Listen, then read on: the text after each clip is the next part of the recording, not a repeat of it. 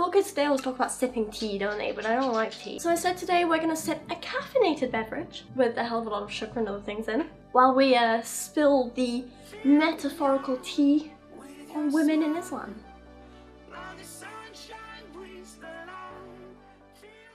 Hi everyone, by the way, hello. If you're new here, my name's Rachel. If you're not new here, that's also my name, but whatever. Basically, I am here to talk about things with you and have a little bit of a giggle. I talk about atheism-y stuff, I talk about sciencey stuff, I talk about books and fun stuff. If you are new here, it would be amazing if you could subscribe, you know, leave me a comment, let me know what you think of this video, just support my channel a little bit, help me grow, get better, that's what I want. And if you've been around for a while, hey, how you doing?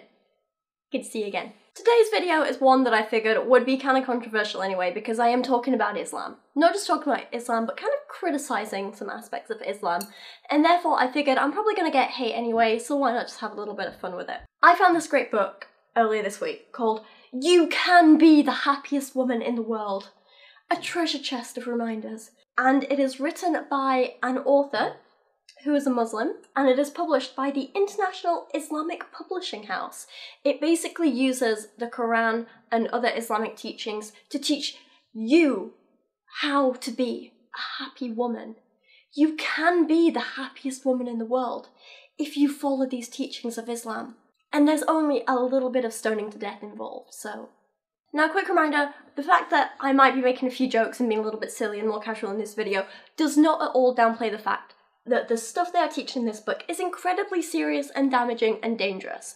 The fact that this sort of thing is being taught to millions of women around the world, and not only that, but millions of women are being forced to live this way, is incredibly dangerous and terrifying, and something needs to be done about it. This is why we need feminism right here. The introduction writes that this book urges the Muslim woman to rejoice in her religion and in the grace that Allah has bestowed upon her.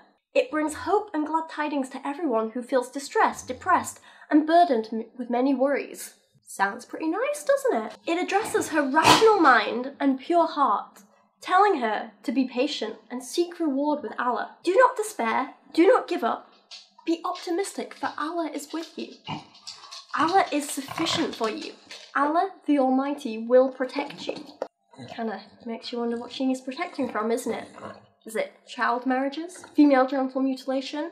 Stoning to death? Definitely the last one if we're going to listen to anything in this book. The author encourages women to read this book and chase away the traces of sadness, the spectres of distress, the nightmares of fear and anxiety. Read this book to help you cleanse your mind of the clutter of illusions and devilish whispers, can't say that, clearly I'm possessed, and show you the way to a sense of tranquility, faith, joy, and happiness.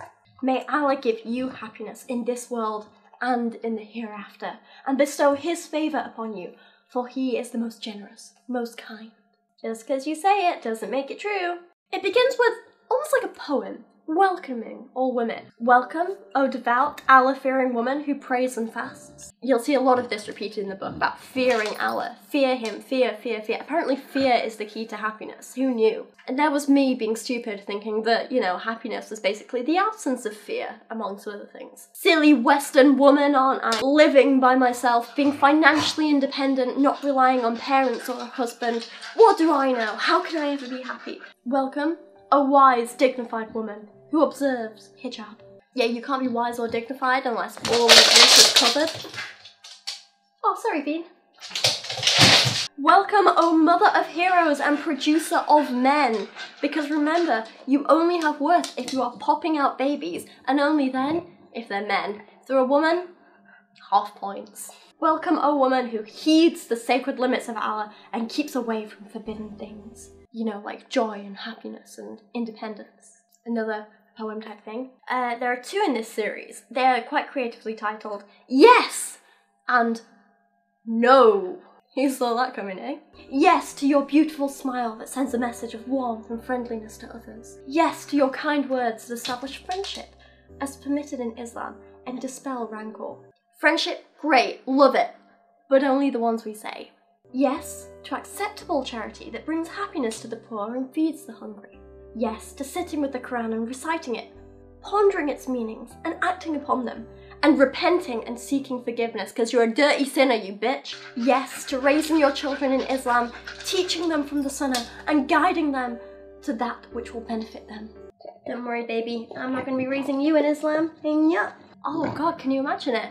My daughter here, not only is she female, but she's a dog. That must be like, what, quarter woman points? Yes, to modesty and hijab, as enjoined by Allah, which is the means of self-protection. Do me a favour, everyone watching, right? Read down this list here, give yourself a point for every one of these that you are, and then in the next one, take off 50 points for every one of these that you are, and that will give you your, like, happy woman points. I'm thinking I'll be on, like, what, minus 600? No to wasting time in trivial pursuits and the love of revenge and futile arguments. No to indulging in physical pleasure and giving in to every whim and desire. No to wasting time with shallow people and spending hours in idle pursuits. No to haram drinks, cigarettes, nargile, meaning hookah pipes apparently, I'm probably butchering that pronunciation, and all foul things. No thinking of past calamities and dwelling on past mistakes. That is actually quite a useful one that I should probably start following. And that's basically just like the introduction. The rest of the book is a series of short, kind of like 1 to 2 page essays with lots of quotes from the Quran and stuff like that, teaching you how to be the happiest woman in the world. We're just going to be reading a few fun bits today. The Muslim woman in the Muslim land is a believing woman who gives charity, fasts, prays, observes hijab, obeys her husband, fears the Lord, is kind to her neighbours, and is compassionate towards her children. What I find interesting there is that there's a lot of great things in that, you know, being kind to your kids, looking after your neighbours, giving to charity, and then in the middle it's like, obey your husband, fear the Lord. It's like, calm down already. The disbelieving woman in the lands of disbelief, ooh, this bit's about me, is a woman who makes a wanton display of herself. She is ignorant and foolish, a mere fashion model. Ooh, am I?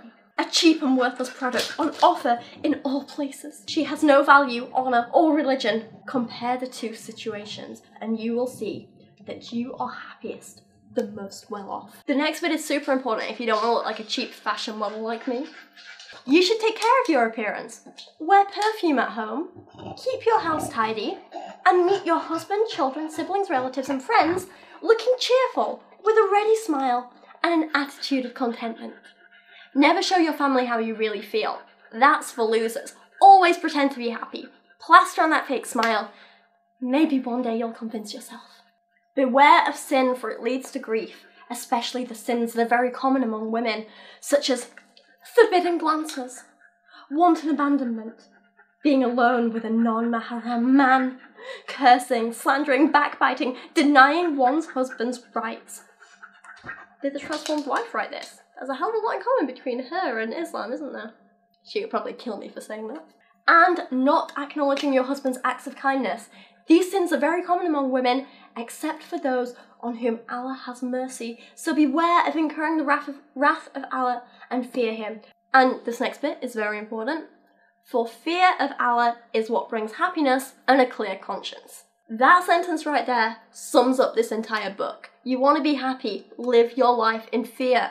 The next bit is actually surprising because I actually think it's really good advice. Not so much the bit about repenting and stuff, but the bit about never giving up. So, as horrible as some parts of this book are, there's actually a few little, little silver linings here. This is quite nice. Be ambitious, keep climbing, and always have hope. Always keep trying, and keep repenting. If you go back to sin, then repent again. Replace that with, even if you fail, keep trying, keep, improving, working on things, getting better. It's actually pretty decent advice, The main thing is, you should never feel defeated or frustrated, because rationally speaking, there is no such thing as the last word or the bitter end. Rather, there is always trial and error and learning from your mistakes. I kind of love that. So, yeah, I guess even the worst things in the world can actually have a little sliver of hope in there. Oh, mate, this bit, pure poetry. With your beauty, you are better than the sun. With your morals, you are more sublime than musk. With your modesty, you are nobler than the full moon. With your compassion, you are more beneficial than rain. So preserve your beauty with faith, your tranquility with contentment, and your chastity with hijab. Beware the life of bewitching, immoral, disbelieving women, for they are the fuel of the fire of hell. Poetry. The next part is really, really important, because the thing is, it's okay to tell women these rules, but how do you know they're going to follow them? What if outside influencers, tell them otherwise? What if they watch a YouTube video like this?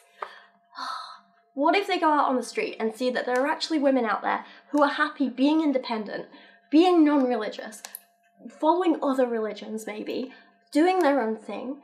What if they find that out? Well, there's a simple solution. Keep your wife locked up at home. Make her feel guilty if she leaves. My dear sister, stay in your home except for serious and necessary matters. For your home is the secret of your happiness.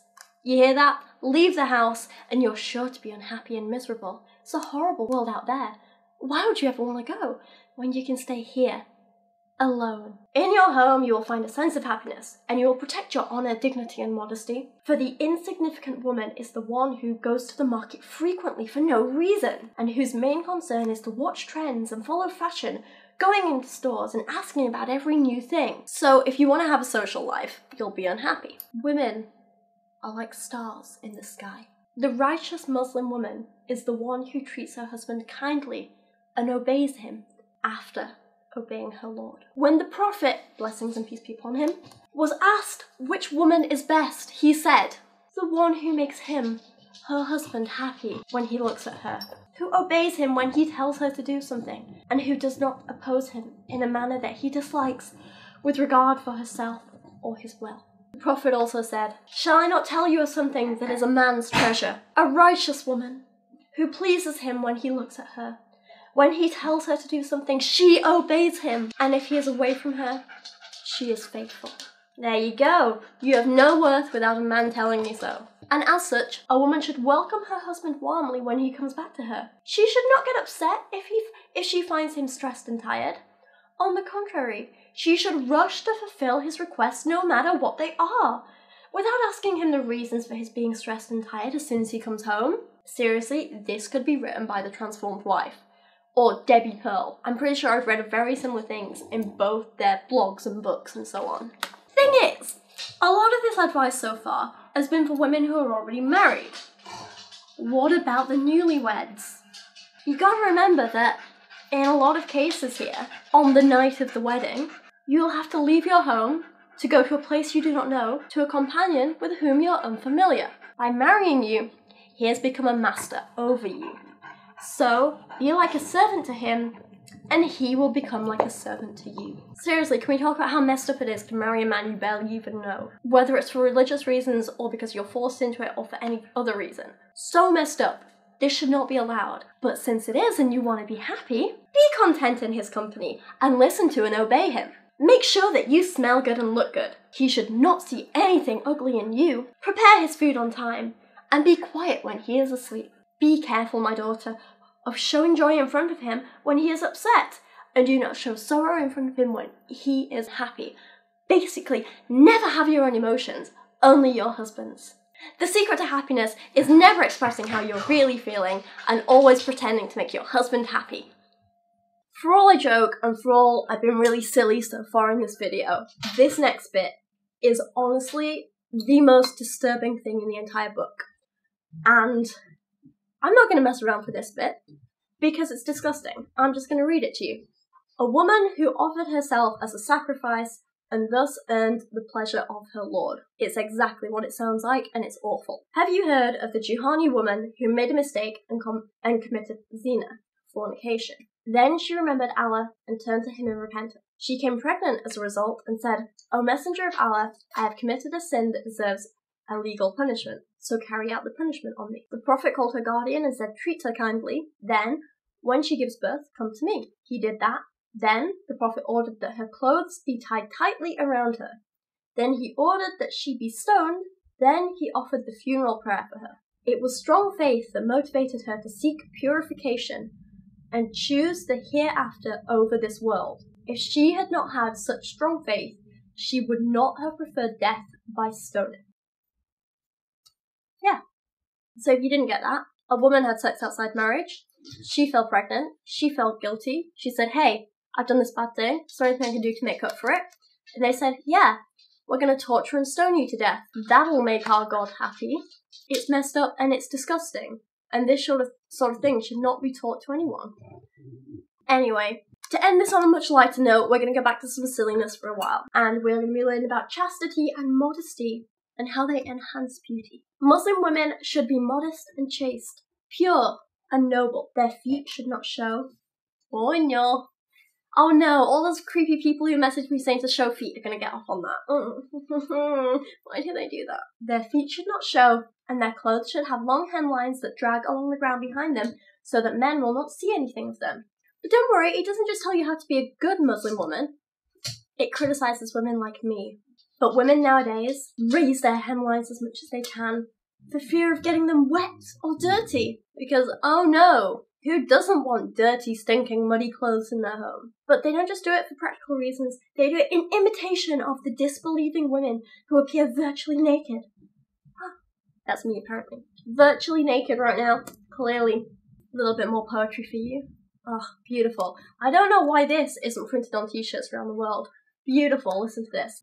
But a woman was not created to interfere in the affairs of men. Rather, we are flowers for smelling and embracing. Why would we want to interfere in your affairs? Oh yeah, smell and embrace me. I'm gonna put that on a t-shirt. The last parts we're gonna look at are a warning to stay away from women like me. Beware of imitating, disbelieving, and immoral women or men. That's me. I'm immoral, apparently. Beware of everything that angers the Lord, some of which are forbidden in Hadith, such as imitating men with my trousers. Being alone with a non-mahram man. That's me. I have male friends. Travelling without a mahram. I can't pronounce these words, but I also do that.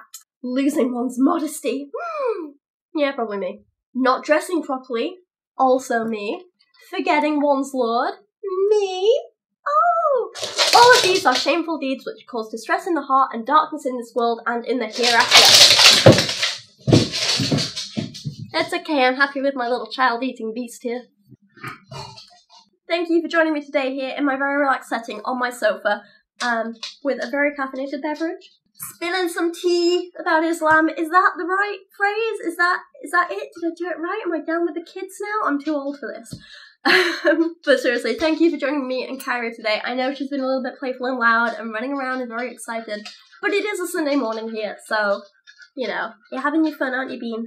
Yes, you are. Hello. Hopefully you enjoyed this video, and once again, if you're new here, it would be amazing if you subscribe and stick around. I do atheism content, I do sciencey stuff, little bits of history, always something for you to learn and have a giggle at, so, you know, should be a bit of fun. And for everyone else, let me know what you thought of this video, let me know what you think of this book, let me know what you think about how Islam in general treats women, and the whole stoning to death thing. Ridiculous, right? That's not just me.